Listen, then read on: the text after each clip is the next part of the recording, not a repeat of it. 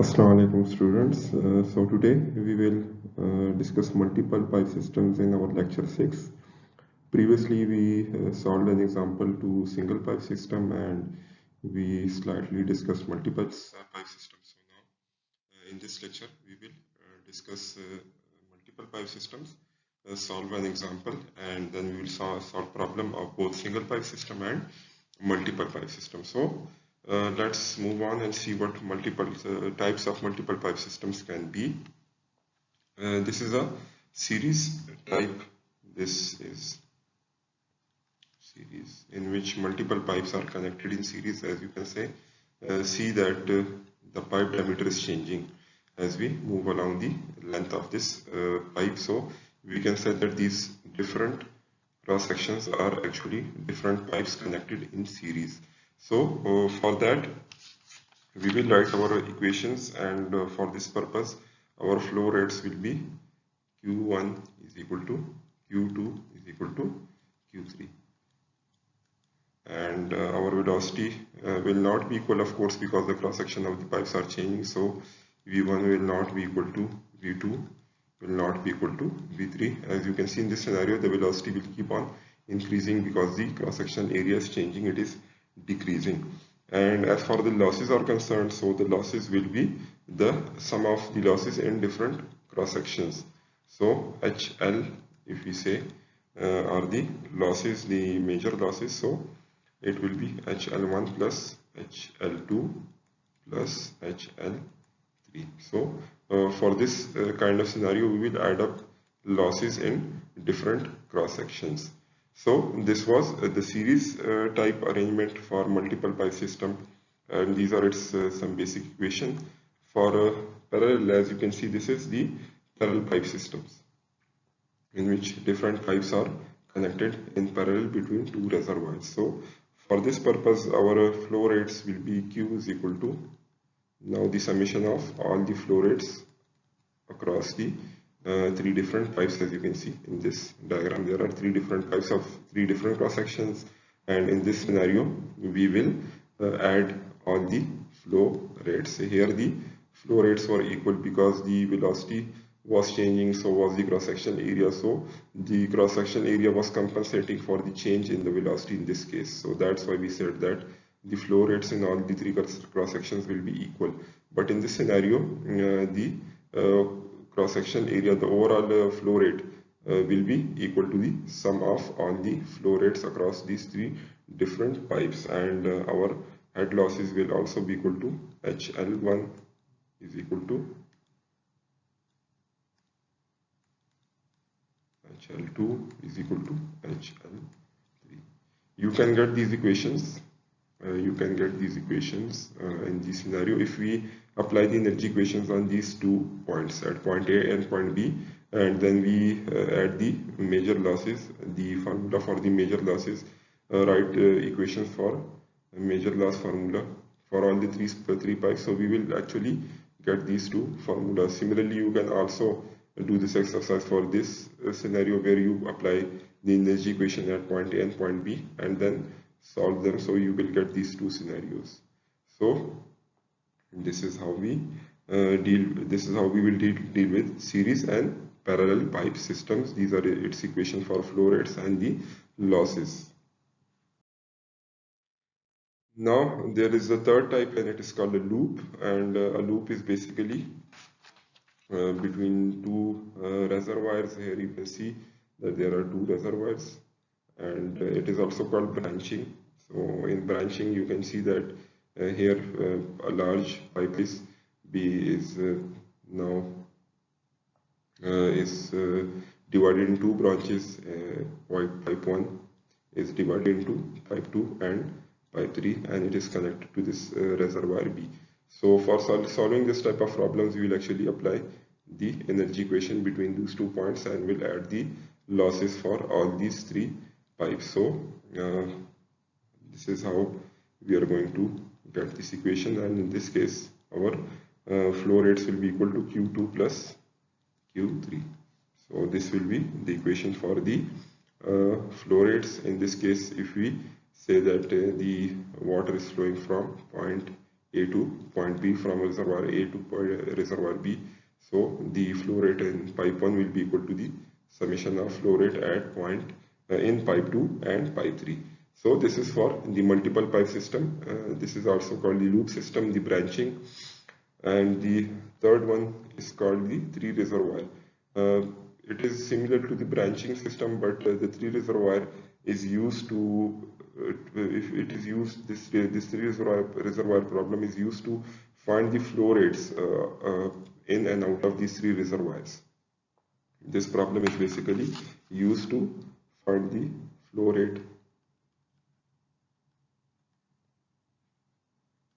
rates in and out of the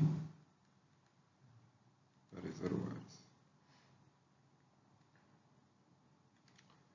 So in this sort of problems, you see that there are three valves, and here we cannot actually assume that in which direction the water is flowing. You can just by sight you can see that reservoir A is at height, and then is followed by reservoir B, and then is followed by reservoir C. So if theoretically the water should flow from point A to B and then to C.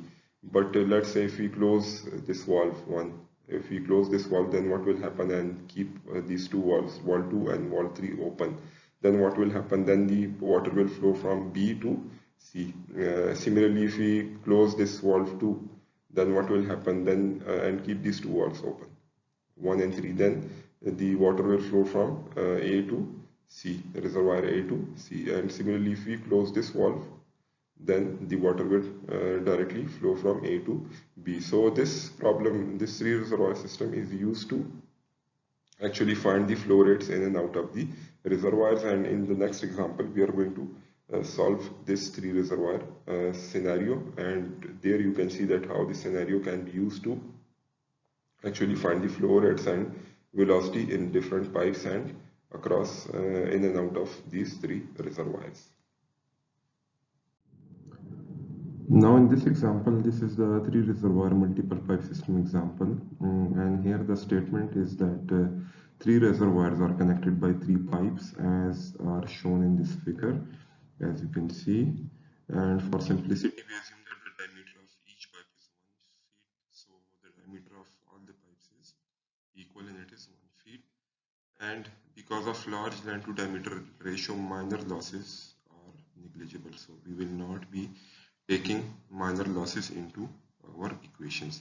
So what we have to do, we have to determine the flow rate into or out of each reservoir. This is why we already said that the three reservoir problem is used to determine the flow rate into and out of the reservoirs that are connected like this.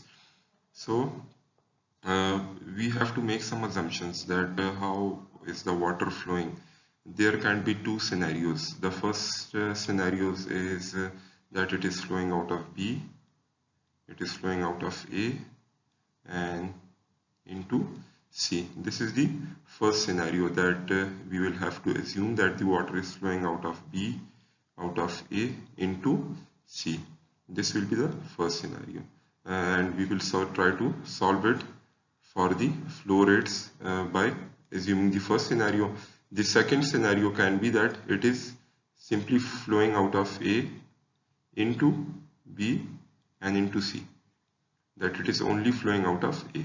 So this will be our second scenario, and then we will see that if we can solve it for our flow rates and actually determine what is required of us. So we will first assume that the water is flowing out of B and A into C, and for that we will write some basic continuity equations, and then we will apply our energy equations from A to C and from B to C.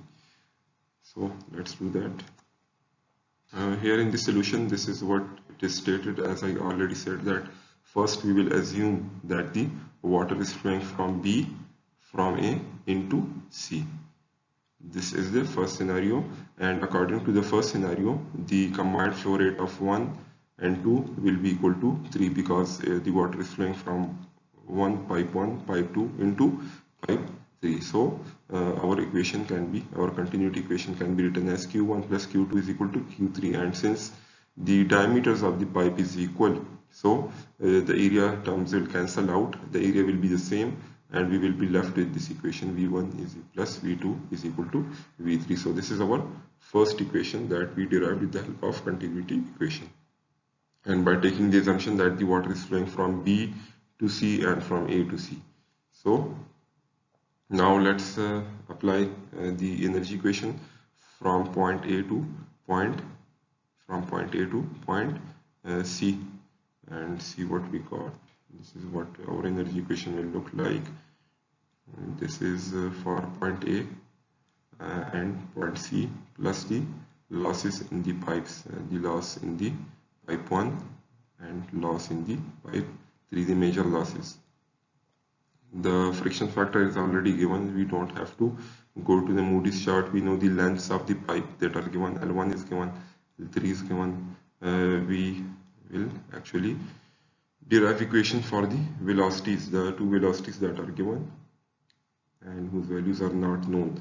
So by using the fact that PA is equal to PC, because they are both exposed to the atmosphere and they are both equal, so they both will cancel out, then the velocity at point A will be equal to the velocity at point C, so that this will also cancel out, and then point C is at zero elevation, as is already mentioned here.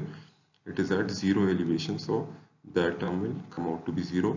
So by putting these assumptions into this equation, we will actually arrange our equation for ZA like this, and we already know the elevation for point A is 100 feet. It is given as 100 feet. So the rest of the values we know, we just don't know the values of V1 square and V3 square. So we will arrange our equation for V1 square plus and V3 square. So this is how our equation will look like when we arrange it for V1 and V3, and where V1 and V3 are in foot per second. And then what we will do, we will apply the energy equation from point B to C. From point B to C, we will apply the energy equation on point B to C. Again, why we are doing this? Because in the first scenario that we assumed that the water is flowing from A to C and B to C. So we applied the energy equation first from A to C. Now we are applying the energy equation from B to C. So this is how our energy equation will look like, plus the major losses in pipe 2 and pipe 3, because now we are taking point B and point C. So after again using the same scenarios that PB is equal to PC and VB will be equal to VC and ZC is equal to 0, our energy equation will be arranged like this, and we already know these values, and now we will arrange our equation for V2 and V3. So this is how our equation will be arranged. So now in the from the first scenario, what we got these three equations. The first equation was that V1 plus V2 is equal to V3. It was V1 plus V2 plus V3 is equal to V3 is equal to V3. So this was our first equation. Our second equation, this we got for scenario A to C, and then our third equation, this we got for scenario B to C. So these are our three equations, and we have three unknowns, but still there are some square roots that have to be dealt with, and we cannot actually get a real number from these three equations. So it will be a hit and trial method. So what we can assume that our first assumption was not correct, that the water is flowing from B to C and then from A to C. So this is what is stated in this statement. If we read it out, that equation 1, 2, 3, in terms of three unknowns, V1, V2 are the governing equation for this flow scenario that we assumed, provided the fluid flows from reservoir B. It turns out, however, that there is no solution for this equation with positive real values of velocities. Although these equations do not appear to be complicated, there is no simple way to solve them directly. Thus, a trial and error method is suggested. This can be accomplished as follows. Assume a value of that V1 is greater than 0. Calculate V3 from equation 2 and then V2 from equation 3. It is found that the resulting V1, V2, V3 trio does not satisfy equation 1 for any value of V1 assumed. So there is no solution for these three equations with real positive values of V1, V2, V3. Thus our original assumption of flow out of reservoir B must be incorrect. That's our initial, and that's what we assumed at first, that the water is flowing from B to C and from A to C. So from this statement it is clear that we cannot solve this equation for real positive values of V1, V2, V3. So now we will have to make another assumption, and in this assumption we will say that the water is flowing from A to B, and from A to C. And this looks more practical from side that A is at elevation, so the water will actually flow from A to B and from A to C. So now we will assume that, and again go through the same first step, that first we will write the continuity equation. So for this the water is flowing out of A into B into C, so Q1 will be equal to Q2 plus Q3. So this will be our equation 1. The diameters are equal, so this will how our equation will transform into this. And then what we will do, we will apply the energy equation between point A and B and then point A and C. So let's do that.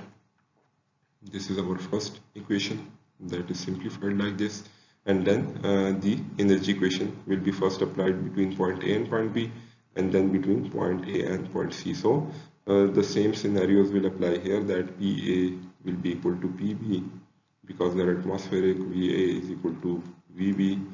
This is too small to consider, and we will actually take the elevations because ZA is at 100 feet and ZB is equal to 20 feet. So this is how our equation will be arranged. Then from point A to point C, so the same scenario will apply and our equations will be arranged like this. So now let's solve these three equations and see if we can get our values of V1, V2 and V3. So this is how these two equations will form, and by simplifying them a bit more, what we will get a quadratic equation like this. And now we can actually solve this quadratic equation with the help of the quadratic equation formula, and by doing that what we will get our values of V1, V2 and V3 by simplifying this equation. Here this statement reads out that by using quadratic formula we can solve for V2 square to obtain V2 square, that is 452, or V2 square 8.30. Thus either V2 is equal to 21.3 foot per second or 2.8 foot per second. The value V2 21.3 foot per second is not a root of the original equation. It is an extra root introduced by squaring equation 7, which with V2 21.3 becomes 1140, which is equal to minus 1140. Thus V2 is equal to 2.88 foot per second. So from this it is clear that our value of V2 is 2.88 foot per second, and by knowing one value we can actually use these equations, these simple equations, and now solve for V1 and V3, and by doing so we get our V1 is equal to 15.9 foot per second, and then again we can solve for the corresponding flow rates by the simple equation of Q1 is equal to A1 V1, Q2 is equal to A2 V2, and then simply by using this equation that Q1 was actually, initially we wrote that Q1 will be equal to Q2 plus Q3. So this equation can be used to solve for Q3. Rather you can also find V3 and solve Q3 is equal to A3 V3, but that will be a lengthy step. You can directly put the value of Q1 and Q2 in this equation and solve for Q3. So this was the three reservoir situation in which we had three reservoirs, and this three reservoir scenario is used to actually find the flow rates into and out of the reservoirs, and we made some assumptions. Initially they were incorrect, but then our second assumption was correct and we were able to find the correct values of our velocities V1 and V2, and ultimately the flow rates that was required, that is Q1 and Q2. Now this is an example of a multiple pipe system in which two pipes are seem to be in parallel, but let's read out the statement first and see what is required. And the flow rate between tank A and tank B is shown. This is tank A, this is tank B. In figure this is to be increased by 30%. So the flow rate between these two tanks is to be increased. That is Q to 1.30 Q by the addition of the second pipe. So we have to increase the flow rate between these two tanks by adding a second pipe that is shown by this dotted line here. And by the second pipe indicated by the dotted line running from node C. From node C, this pipe is running from node C to tank B right here. If the elevation of the free surface in the tank A is 25 feet, so if the elevation of the free surface, this is the free surface in tank A is 25 feet. So let's say we say that A is equal to 25 feet. Above that in tank B, determine the diameter D of this new pipe. So what we have to do, we have to find this diameter D for this new point and this new pipe D. And as for point A, if this is our point A, let's say this free surface is our point A, this is our point B. So for point A, the reference is point B, so we can say that ZB is equal to 0. So this is our initial what we can get from this statement, and neglect the here it is stated that we have to neglect the minor losses and assume that the friction factor for each pipe is 0.02. So the Darcy friction factor is 0.02, and we will not take into account our minor losses. So before solving this, what we will do, we will first write equations for point A and point B, and assuming that we have not attached this another pipe, this dotted line, and what we will do, we will apply our energy equation between point A and point B, and we will say that right now this is a, we will assume that it is a single pipe system, and what we will do, we will find the flow rate first for this single pipe system. Then we will, after finding that flow rate, we will actually multiply it by 1.30, so we will get the flow rate for the second pipe as well. So first let's assume that this is a single pipe system, and the only pipe between point A and point B is this one. So let's write equations, energy equation for these 2 points. So PA plus VA square divided by 2G plus ZA is equal to PB or gamma, there will be also gamma here, plus VB square divided by 2G plus ZB.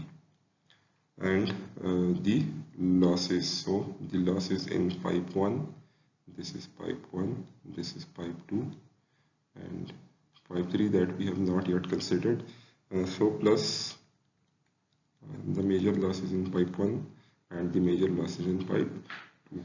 So the pressure at point A will be equal to the pressure at point B. Both are exposed to the atmosphere, and we can say that VA is equal to VB. So these are our initial assumptions, and we already made assumptions regarding the height of point A and point B. So they will stand as such, and after putting such assumptions in this equation right here, what we will get, and writing the values of these losses, what we will get, that is F1 L1 over D1 V1 square divided by 2G plus F2 L2 divided by D2 and V2 square divided by 2G. So the friction factor is the same, and the length only changes. The length is only changing, the die is the same, the velocity will remain the same. So V1 is equal to V2 due to D1 is equal to D2. So similarly, we will simplify this, and after putting all the simplifications into this equation, so what we will get an equation like this, that ZA is equal to the friction factor L1 plus L2 divided by D1 and V1 square divided by 2G. So after all the simplifications, what we will do, we will be able to find the value of V1 because V1 is the only unknown. We all know the rest of the values. That is 25 feet, friction factor is 0.02, L1 is 6 feet long, it is 600 feet long pipe. So L1 is 600 feet, L2 is 500 feet, D1 is 6 inches and V1 is unknown. So we will solve this equation for V1 and what we will get V1 is equal to 6.05 foot per second. And by using this value, we can actually find our flow rate as well by Q is equal to A1 V1. So by doing so, we will get the value of 1.188 cubic foot per second. So this is our flow rate for a single pipe, and after assuming that we have a second pipe as well, after say that we have a second pipe as well, so what we will do, we will multiply this flow rate by 1.30. So we will get the flow Q1 actually for a multiple pipe system. Now what we have found the flow rate between the reservoir A and B for a single pipe system by assuming only pipe 1 and 2, not the pipe 3. So by taking pipe 3 into account, we will be able to find the actual flow rate that is required for pipe 1.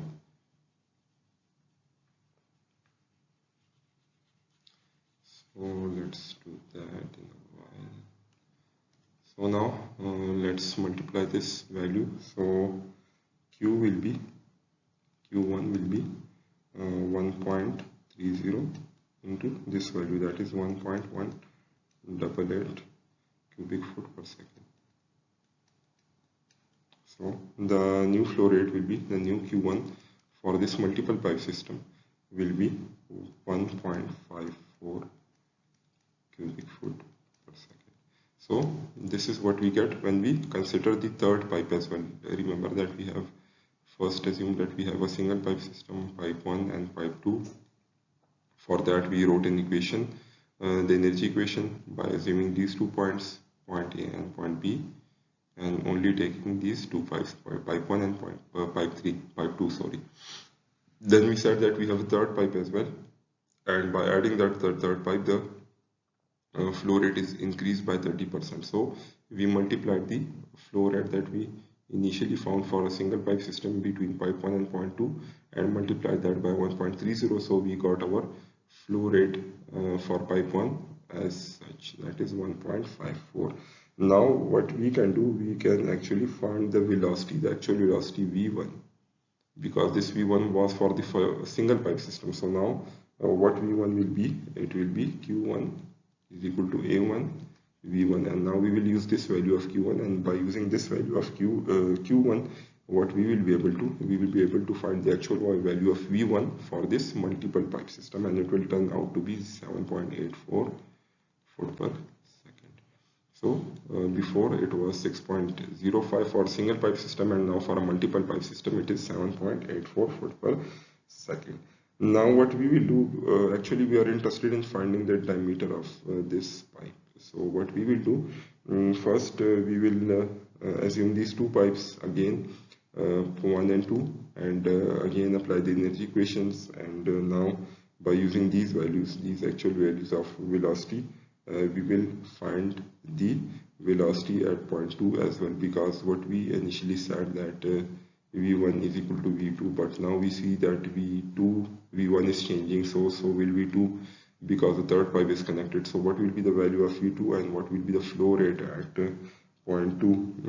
And now you can see that actually we have 3 pipes. Actually we have 3 pipes now. So this is pipe 1 again, pipe 2 and pipe 3. So if we write a continuity equation for that, so that will be Q1 is equal to Q2 plus Q3.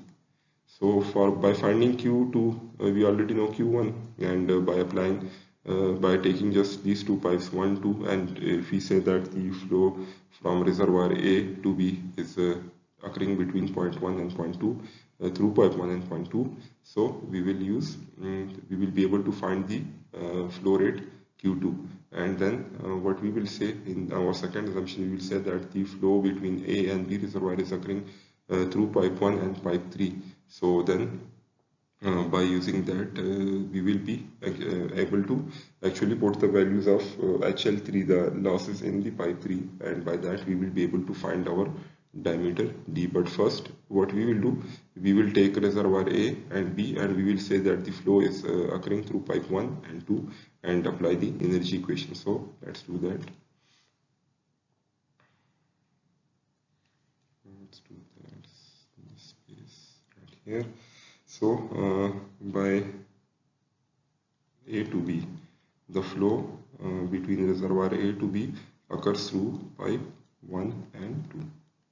So if we apply the energy equation between A and B, and after the same assumptions that we put earlier and simplifying, we will get an equation that is that A is equal to HL1 plus HL2, and we know that A and HL1 will be F1 L1 over D1 V1 square divided by 2G plus F1 F2 L2 divided by D2 and V2 square divided by 2G. So now we know all the values. We know V1 L1 D1 F1 F2 L2 D2, but we don't know V2 square. So what we will do, we will solve this equation for V2. So by doing so, we will get the value of V2 as 2.60 foot per second. So now this is our actual value of V2, and by finding the value of V2, we are actually able to find the value of Q2 as well. So that will be A2 V2. So this will come out to be 0.51 cubic feet per second. So this is our value of Q2, and by using this equation right here, by using this continuity equation right here, you can now say that we have our value of Q1 right here, we have our value of Q1, we have our value of Q2, so we can now easily find our value of Q3. So Q3 will come out to be, from this equation Q3 will come out to be, that will come out to be 1.03 cubic feet per second. So this is how so far our problem is. We have found our flow rate for pipe 3, and now by taking the two reservoir A and B and saying that the flow is the water is flowing through pipe 1 and pipe 3. So we will again apply the energy equation for that scenario, and then we will use this value of Q3 and solve for the diameter D. So let's do that. Let's give some space first right here. I hope you have noted this down.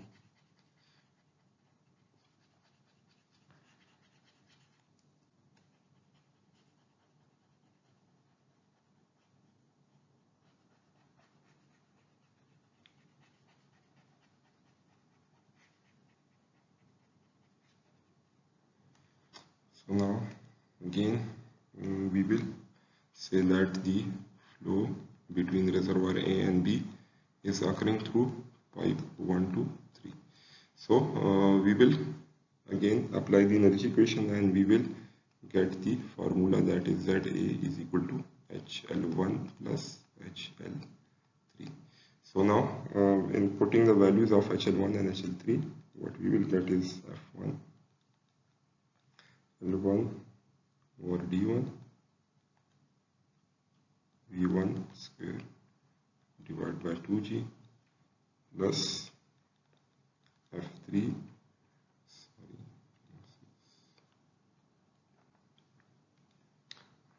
this is F3 L3 divided by D3 and V3 square divided by 2G.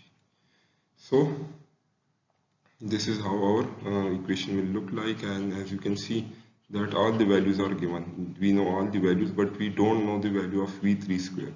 So what we will do, we will use our equation, that is this equation, the equation that the flow rate at pipe 3, and Q3 is equal to E3 V3, and we can actually find V3 here, that is Q3 over A3, and we know the value of Q3, and that is 1.03 divided by A3, and A3 will be pi by 4 b square. So now we can take this value of V3 and put it in this equation right here, and then we can ultimately solve this whole equation for this diameter D, and we will find our diameter that was required from us. So let's do that by filling some space. So what we will do, we will actually substitute the value of V3 in this equation right here, and what we will get our diameter, that is D3, that was required from us as 0.662 feet.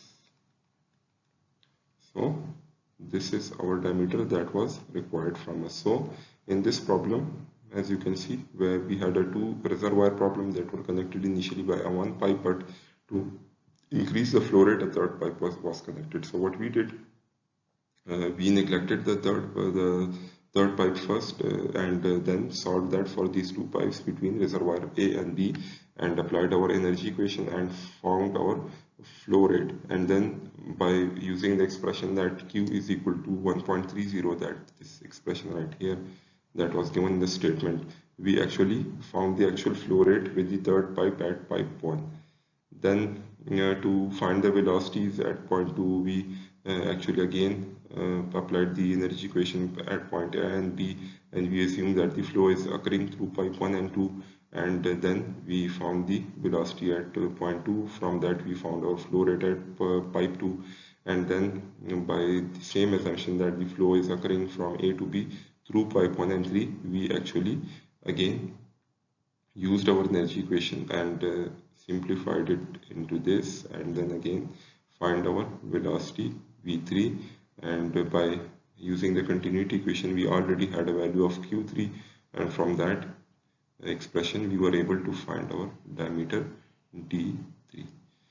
So this was our problem of a multiple piping system.